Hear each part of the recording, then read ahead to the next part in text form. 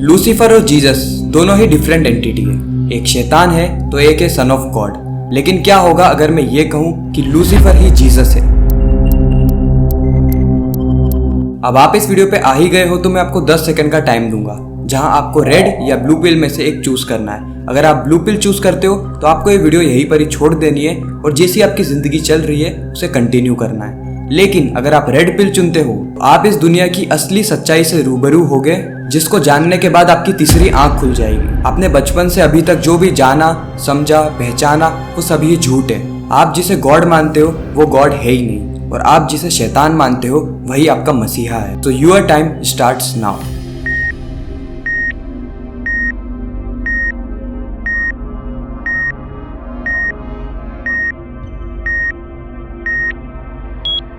अब आप इस वीडियो पे यहाँ तक हो, इसका मतलब आपने रेड पिल चुनी है। तो इस वीडियो में हम बात करने वाले हैं लूसीफर वॉज इनोसेंट बुक के बारे में, जिसे लिखा है तीर्थराज परसाना ने। इस बंदे को आपने सोशल मीडिया पे कहीं ना कहीं देखा ही होगा। ये बंदा क्रिंज कंटेंट बनाता है। जब इस बंदे ने यह किताब लॉन्च करी तो जिन लोगों ने भी यह किताब पढ़ी वह किताब पढ़ने के बाद शौक में आ गए।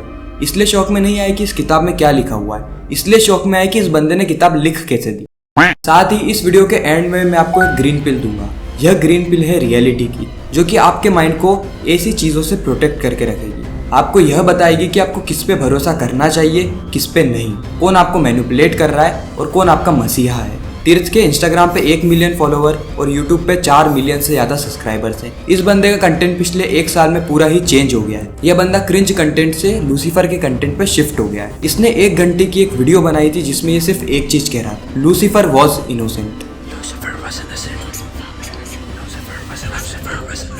वीडियो में ऐसा लग रहा था कि उसके शरीर में खुद आके लूसीफर बात कर रहा है। और सोशल मीडिया में भी इस बुक की कई सारी हाइप बनाई गई, जहाँ पे कुछ लोगों के द्वारा बताया गया कि तीर्थ ने अपने आत्मा की लूसीफर के साथ डीलिंग करी है, तभी यह इस बुक को लिख पाया है। लेकिन सच्चाई क्या है, आइए जानते हैं। जिन लोगों को नहीं पता उनको मैं बता दूं कि लूसीफर शुरू से ही डेविल नहीं था, बल्कि भगवान ने तो उसे एक एंजल बनाया था। बड़े पंखों वाला खूबसूरत एंजल, जो कि बाकी एंजलों से ज्यादा शक्तिशाली था। बाकी एंजल लूसीफर को सुप्रीम एंजल मानते और लूसीफर को इस बात का घमंड था। इसलिए लूसीफर ने बाकी एंजल को मैनिपुलेट किया और हेवन में मौजूद 1/3 एंजल के साथ भगवान के खिलाफ खड़ा हो गया। भगवान को यह बात पसंद नहीं आई, इसीलिए भगवान ने लूसीफर समेत उन सारे ही एंजल्स को हेवन से निकाल के हेल में पहुंचा दिया। ये वही एंजल थे जो कि लूसीफर के फॉलोवर थे। उसके बाद से लूसीफर बन जाता है सैटन और उसके फॉलोवर डीमन। तो अब हम जान लेते हैं how was Lucifer innocent according to Tirth. आपने क्रिश्चियनिटी में एडम और ईव की कहानी तो सुनी होगी। ये कहानी हमें बताती है कि भगवान ने किस तरीके से इंसानियत को बनाया था। भगवान ने सबसे पहले पेड़ पौधे बनाए और उसके बाद भगवान ने एक इंसान को बनाया, जो कि था एडम। एडम के बाद भगवान ने ईव को बनाया और जिस जगह पे इन्हें रखा गया वह है गार्डन ऑफ ईडन। ये एक खूबसूरत गार्डन था। गार्डन ऑफ ईडन में 2 सबसे इंपॉर्टेंट पेड़ थे। एक थे जीवन का पेड़ और एक था भले और बुरे के ज्ञान का पेड़। भगवान ने एडम और ईव को कहा था कि वह इस गार्डन में मौजूद किसी भी पेड़ का फल खा सकते, लेकिन वह भले और बुरे के ज्ञान के पेड़ का फल नहीं खा सकते।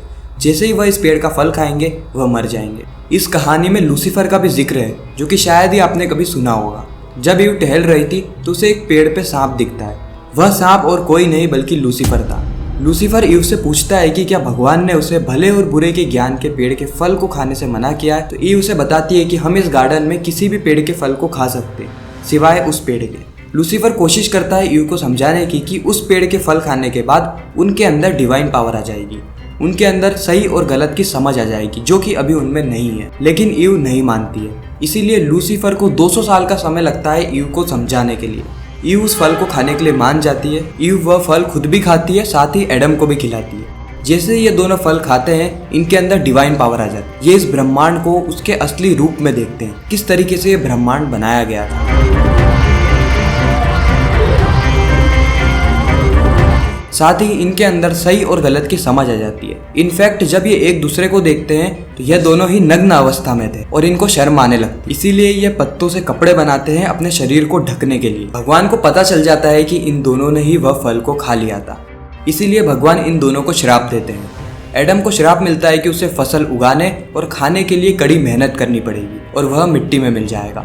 और ईव को श्राप मिलता है कि उसे बच्चे को जन्म देने का दर्द सहना पड़ेगा। साथ ही वह लूसीफर को पाताल में फेंक देते हैं और एडम और ईव को गार्डन ऑफ ईडन से निकाल देते हैं। साथ ही भगवान ने एडम और ईव से उनकी डिवाइन पावर छीन ली थी और जो थोड़ी बहुत उनके अंदर शक्तियां बची थी, आज इंसानियत ने तरक्की भी उसी से करी है।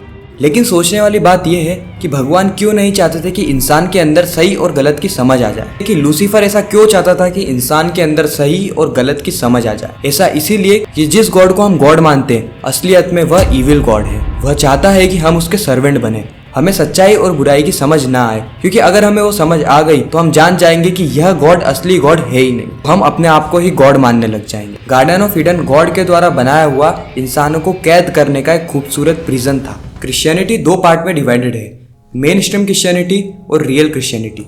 मेन स्ट्रीम क्रिश्चियनिटी हर जगह है, आपने चर्चेस में देखा होगा। यह क्रिश्चियनिटी हमें गॉड का सर्वेंट बनाती है। आप इन लोगों के सामने गॉड के खिलाफ क्वेश्चन नहीं कर सकते। अगर आप इनके सामने क्वेश्चन करोगे तो ये आपको एथिस्ट समझेंगे। और रियल क्रिश्चियनिटी हमें असली गॉड के बारे में बताती है, असली भगवान कौन है। रियल क्रिश्चियनिटी में जीसस ने खुद ही कहा है कि real God is a bright light that is present at the center of universe।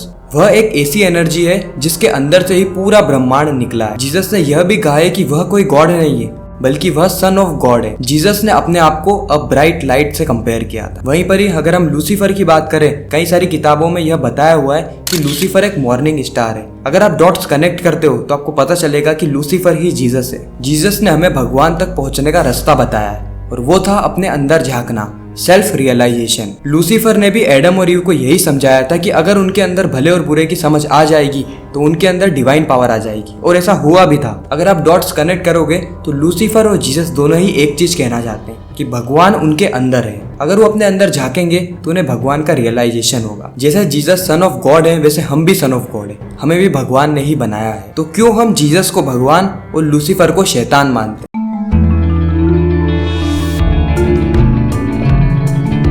ये तो हुई तीर्थ के द्वारा लिखी हुई बुक लूसीफर वॉज इनोसेंट की बात। तो जैसा कि मैंने आपको वीडियो की स्टार्टिंग में कहा था कि मैं आपको ग्रीन पिल दूंगा जो कि रहेगी सच्चाई की। तो आइए जान लेते हैं सच्चाई क्या है। तीर्थराज परसाना का अगर आप यूट्यूब चैनल देखोगे तो पिछले 1 साल से इसने पूरा कंटेंट ही चेंज कर दिया है। पहले ये कॉमेडी कंटेंट बनाता था जो कि था तो क्रिंजी, लेकिन पिछले 1 साल में यह लूसीफर के बारे में कंटेंट डाल रहा है। अगर आप इसका टाइटल देखोगे तो लूसीफर वॉज इनोसेंट, आप इसकी टी शर्ट देखोगे तो वह भी लूसीफर वॉज इनोसेंट।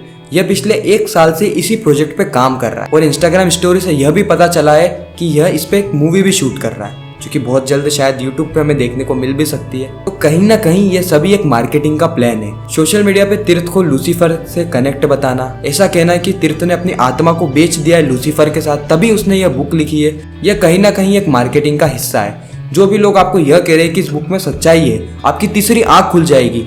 आप यह बात समझ लो कि यह सब आपको मैनिपुलेट कर रहे हैं इस बुक को खरीदने के लिए। इस बुक में बताया गया है कि भगवान बाहर नहीं बल्कि आपके अंदर ही है। लेकिन ये कोई नई बात नहीं है। हिंदुइज्म में भी श्री कृष्ण ने कहा है कि वह कण कण में है। हर एक इंसान के अंदर ही भगवान है। बस फर्क सिर्फ इतना है कि तीर्थ ने यह चीज ऐसी स्टोरी के साथ लिखी है जिससे हमें ऐसा लग रहा है कि शैतान ही सही है। स्टोरी को कुछ इस तरीके से घुमाया गया है और अपना नैरेटिव सेट किया गया है जिससे कि कई सारी चीजें डिफरेंट हमें नजर आती है। कोई भी टीनेजर अगर इस बुक को पढ़ेगा तो यही समझेगा कि इस किताब में जो कुछ भी चीज़ें लिखी है वो सब सच है, और हो सकता है कि उसका सही में दुनिया देखने का नज़रिया ही बदल जाए। हर इंसान का पर्सपेक्टिव अलग होता है। हो सकता है कि आप इस किताब को पढ़े और आपको ये ऐसा फन लगे जैसा कि मुझे लगा था, लेकिन कई लोगों के लिए यह लाइफ चेंजिंग हो सकती है। उनके जीवन पे इसका गहरा इम्पैक्ट देखने को मिल सकता है। इसलिए मेरी ये जवाबदारी बनती है कि मैं आपको सच से रूबरू कराऊं। इस किताब को अगर आपको पढ़ना है तो आप ऐसा फन के लिए पढ़ सकते हैं। जैसे कि अगर आप कोई भी साइंस फिक्शन पिक्चर देखते हैं तो आने के बाद उसे भूल जाते हैं या ऐसा फन के लिए ले लेते हैं। बिल्कुल इस किताब को भी अगर आपको पढ़ना है तो इसी पर्सपेक्टिव के साथ पढ़िए। इस पर्सपेक्टिव के साथ मत पढ़िए कि इस किताब में जो भी लिखा है वह सच है। एक बार आप सोच के देखिए कि हजारों सालों से जो चीज़ चलती आ रही है वह चीज़ गलत कैसे हो सकती है। हजारों सालों से जो चीज चलते हुए आ रही है, जिन्हें हम भगवान मान रहे हैं, वो शैतान कैसे हो सकते हैं। हमारा धर्म ही हमारी नींव है, हमारा फंडामेंटल है, जिसने हमारी इंसानियत को जिंदा रखा है। नहीं तो इस दुनिया में शैतान तो बहुत आए हैं जिन्होंने इस दुनिया का सिर्फ और सिर्फ बुरा ही चाहा है। तो यह लोग सच्चे कैसे हो सकते हैं। अगर तीर्थ ने सही में अपनी आत्मा की डील लूसीफर के साथ करी है तो इसे तीर्थ का क्या फायदा। भगवान श्री कृष्ण ने स्वयं कहा है कि जब भी कलयुग आएगा उस समय लोग भगवान की जगह शैतान को पूजने लगेंगे। लोग अच्छी चीज़ों की जगह गलत चीज़ को सही मानने लगेंगे। लोग पॉजिटिविटी की जगह नेगेटिविटी में जाने लगेंगे। और कहीं ना कहीं ऐसी किताबें आपको उसी तरफ ले जाएगी अगर आप इन किताबों को सच मानोगे तो। अगर आप इस किताब को फन के लिए पढ़ रहे हो तो नॉट अ प्रॉब्लम, आप इस किताब को कंसीडर कर सकते हो, लेकिन इसको सच्चाई मत मानो। यह सच्चाई नहीं है। आपको जो कुछ भी आपके धर्म में बताया गया है, अगर आप धर्म को सही तरीके से पढ़ोगे तो वही सच्चाई है। अगर कोई भी यह चीज़ कहेगा कि धर्म के कारण लोगों के बीच में लड़ाइयाँ हो रही है, तो सही मायने में उन लोगों ने धर्म को पढ़ा ही नहीं है। क्योंकि हमारा धर्म ये नहीं सिखाता कि हम किसी से धर्म के नाम पे लड़ें, बल्कि हमारा धर्म हमें पॉजिटिविटी की ओर ले जाता है। हो सकता है आपको इस किताब में कुछ चीज़ें लॉजिकल लगे, लेकिन कई सारी चीज़ें आपसे छुपाई गई है। खैर, आपका इस पे क्या कहना है कमेंट सेक्शन में ज़रूर बताना। मिलते हैं किसी नेक्स्ट इन्फॉर्मेटिव वीडियो में, जब तक के लिए गुड बाय।